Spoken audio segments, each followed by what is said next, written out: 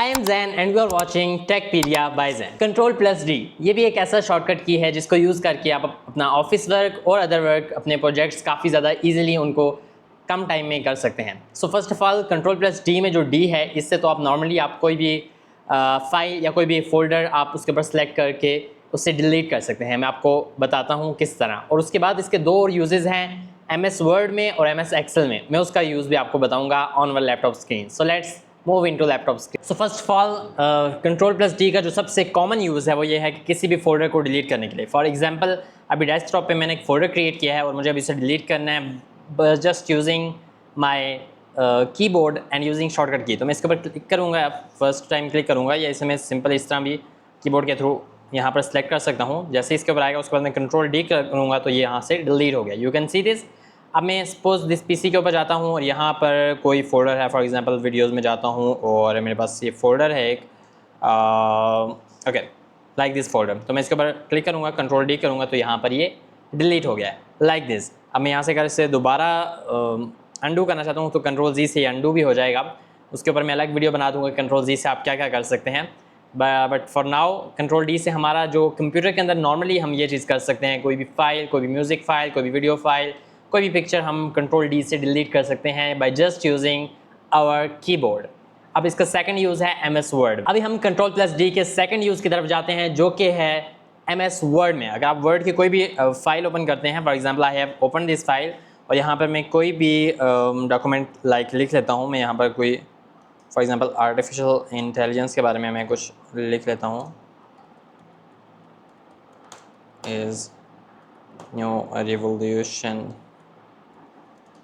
in this world which is giving a lot of opportunities. Okay, so अब मैंने क्या करना है कि मैं इसे सिलेक्ट कर रहा हूँ। मैंने ऑलरेडी एक वीडियो में बताया है कि कंट्रोल ए से आप इसे सारा सिलेक्ट कर सकते हैं। So I will use control A और इसे मैंने सारा सिलेक्ट कर दिया। Now I will use another shortcut key जो कि है कंट्रोल प्लस डी। तो कंट्रोल प्लस डी को जैसे ही मैं ओपन करूँगा तो मेरे पास फ़ॉन्ट फॉर्मेटिंग का एक टैब ओपन हो जाएगा। अब यहाँ से मैं इसका फ़ॉन्ट चेंज कर सकता हूँ और यहाँ से मुझे उसका जो रिव्यू है, प्रीव्यू है, वो भी यहाँ पर नीचे मिल जाएगा। सो अगर कोई भी फ़ॉन्ट प्रीव्यू के लिए अवेलेबल नहीं है तो वो यहाँ पर नहीं शो हो जाएगा। उसे मुझे पहले डाउनलोड करना पड़ेगा, बट जो ऑलरेडी उसको मैं यहाँ से सेलेक्ट करूँगा, यहाँ पर प्रीव्यू में आ जाएगा। उसके बाद में उसका जो साइज़ है, फ़ॉन्ट स्टाइल है, उसको सेलेक्ट कर सकता हूँ, bold, italic. Okay, for example I am using italic. उसके बाद में इसका फ़ॉन्ट साइज़ जो है वो डिफरेंट सेलेक्ट कर सकता हूँ। दैन फ़ॉन्ट कलर मैं कोई भी रख सकता हूँ, for example I am choosing green colour for this. Then underline style में कोई भी डिफरेंट सेलेक्ट कर सकता हूँ, उसका मुझे प्रीव्यू भी यहाँ पर देखने को मिल जाएगा। उसके बाद मैं अंडरलाइन कलर कोई भी सिलेक्ट कर सकता हूँ, like this I am using black. उसके बाद मैं डिफरेंट इफ़ेक्ट्स जो है वो यहाँ से यूज़ कर सकता हूँ, लाइक दिस। उसके बाद मैं जैसे ही ओके पर क्लिक करूँगा तो मेरे पास जो सारे इफ़ेक्ट्स मैंने यहाँ पर डाले थे वो सारे यहाँ पर मुझे मिल गए हैं। So this the use of control plus D shortcut key in your MS Word. Now I will tell you कि कंट्रोल प्लस डी का एक्सेल में क्या रोल है। तो हम एक्सेल की एक शीट ओपन करते हैं। आई will click on this blank workbook और यहाँ पर मैं कुछ डेटा इंटर करूँगा तो फिर मैं आपको बताऊँगा कि आप किस तरह इसे यूज़ कर सकते हैं कंट्रोल प्लस डी को अपने एक्सेल के काम को आसान करने के लिए। सो मैं यहाँ कुछ डेटा इंटर करता हूँ, for example some sort of data which you get normally. So मैं यहाँ 5 मैंने कॉलम्स को फिल किए। Okay okay, so here we are. अब मुझे क्या करना है कि मुझे इन्हें सम करना है। तो मैं यहाँ पर सिर्फ जो सबसे ऊपर वाला डेटा है उसके सामने सम का फार्मूला इंटर करूँगा एंड देन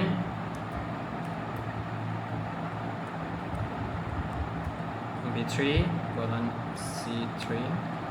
ओके, तो यहाँ पर ये सम हो गया। अब उसके बाद मुझे ये करना है कि नीचे तक ड्रैग करना है जहाँ तक मेरे पास डेटा है, जहाँ पर मैंने सेम फार्मूला अप्लाई करवाना है।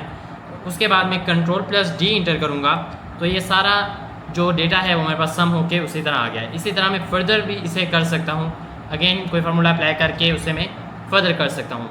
सो दैट्स हाउ आप कोई भी फार्मूला इस तरह अप्लाई करके उसे तमाम डेटा के ऊपर ड्रैग करके कंट्रोल प्लस डी इंटर करके अपना प्रॉब्लम अपना जो कैलकुलेशन है वो सब डेटा के ऊपर अप्लाई कर सकते हैं बाय यूजिंग Ctrl+D शॉर्टकट की। ओके, Ctrl+E ये एक ऐसा शॉर्टकट है जो कि बहुत ज़्यादा इंटरेस्टिंग है। इसके दो मेन फंक्शंस हैं, दो डिफरेंट प्रोग्राम्स में और different functions. First of all function word में है जहाँ ये सेंटर अलाइनमेंट का काम करता है, और सेकंड फंक्शन एक्सेल की शीट्स में जहाँ ये फ्लैश फिल का काम परफॉर्म करता है। सो मैं अभी आपको दोनों फंक्शंस बताता हूँ लैपटॉप स्क्रीन पे। So let's go to laptop screen. अभी हम Ctrl+E का फंक्शन देखेंगे वर्ड की फाइल में। तो मैं वर्ड की एक फाइल ओपन करता हूँ like this. I will open a blank document and then I will enter something. Okay, cross this and then I will enter something, some data.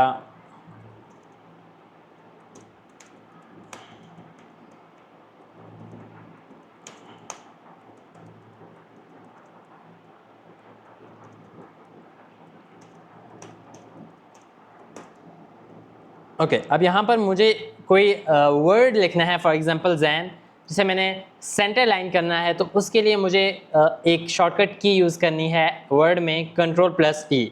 तो मेरे पास आप देख सकते हैं कि ये जो वर्ड है ये सेंटर पे आ गया है ऑलरेडी।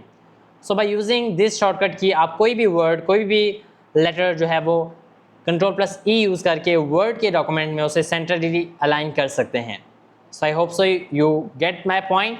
अभी हम एक्सेल की तरफ जाते हैं। अभी मैंने वर्ड को क्लोज कर दिया और अभी मैं एक्सेल की एक शीट ओपन करता हूँ और आपको बताता हूँ कि Ctrl+E का क्या रोल है as a fresh fill Excel की शीट्स में। मैं एक ब्लैंक शीट ओपन करता हूँ और यहाँ पर मैं कुछ डेटा इंटर करता हूँ। एक्चुअली मैं कुछ पर्सनस के नेम इंटर करता हूँ। Okay, so I will write some names over here.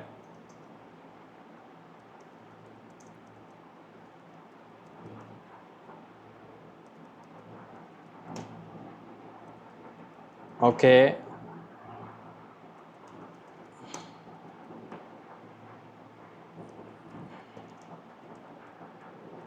Okay, I have read some names over here. अब मैं यहाँ पर इनको ऐसे कर देता हूँ। ओके, अब मुझे यहाँ पर नेम्स में एक सर नेम है और एक फर्स्ट नेम है, लास्ट नेम और फर्स्ट नेम। मुझे उन्हें सेपरेट करना है। तो मैं फर्स्ट वन जो नंबर है मेरे पास, फर्स्ट नेम जो डेटा है उसके आगे मैं उसका फर्स्ट नेम खुद इंटर करूँगा मैनुअली, और उसके बाद सेकंड डॉक्यूमेंट में सेकंड कॉलम में मैं उसका लास्ट नेम या सर नेम इंटर करूँगा। और उसके बाद मैं ऐसा करूँगा कि मैं इन्हें शिफ्ट दबा के नीचे ड्रैग करूँगा जहाँ तक भी मुझे फर्स्ट नेम सेपरेट जाएंगे, और उसके बाद Ctrl+E क्लिक करूँगा तो मेरे पास जितने भी फर्स्ट नेम है वो यहाँ पर आ जाएंगे। इसी तरह मैं सेकंड में भी इसी तरह ड्रैग करूँगा और उसके बाद मैं Ctrl+E जैसे इंटर करूँगा तो फ्लैश फिल हो जाएगा और सारा डेटा मेरे पास जो second. Okay, I will click on this. Okay, so इस तरह मेरे पास सारा डेटा यहाँ पर आ जाएगा, जितने भी आप फर्स्ट नेम और लास्ट नेम सेपरेटली आ जाएंगे। सो इन दिस वे आप Ctrl+E का यूज़ करके एक्सेल में फ्लैश फिल का यूज़ कर सकते हैं by using this thing. I hope so you like this tutorial. Thank you for watching. Ctrl+F, अब ये एक ऐसा कीवर्ड है जो कि बहुत ज़्यादा यूज़ आप कर सकते हैं अगर आप इसे यूज़ करना चाहें अपनी एफिशिएंसी को बेहतर करने के लिए।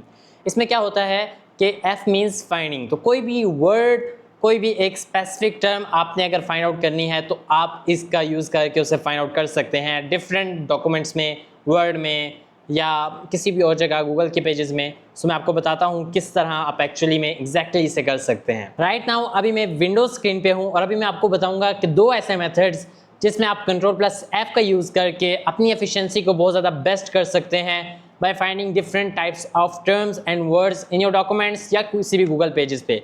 सो फर्स्ट ऑफ ऑल हम गूगल पे पेज पे जाते हैं, हम क्रोम ओपन करते हैं और यहाँ पर मैं एक बिल्कुल सिंपल सा एग्जांपल देता हूँ ऐसे on computer history. Okay, I have already search it. कोई भी आप रिसर्च पेपर निकाल सकते हैं, कोई भी ऐसी चीज़ जो आप निकाल के उसे सर्च करना चाहें, कोई एक स्पेसिफिक वर्ड कि कितनी दफ़ा यूज़ हुआ है या कहाँ पर यूज़ हुआ है, सो आप फर्दर उससे रिसर्च कर सकें। सो फॉर दिस मैं क्या करूँगा, Ctrl+A का यूज़ करूँगा तो ये सारा सिलेक्ट हो जाएगा।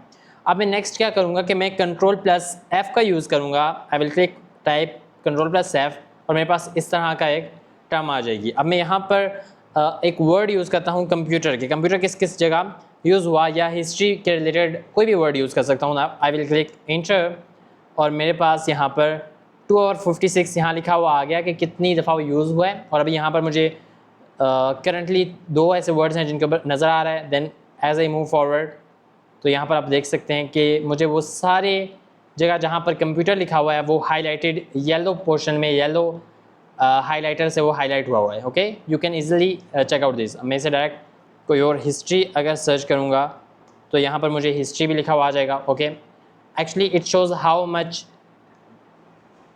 many times it is written. Okay, so by using such things, such words, you can easily get the results कि आपको कौन सा ऐसे टर्म्स चाहिए कि जो जितने दफ़ा यूज़ हुए हैं, कहाँ कहाँ पर यूज़ हुए हैं, उनके बारे में क्या क्या इन्फॉर्मेशन है।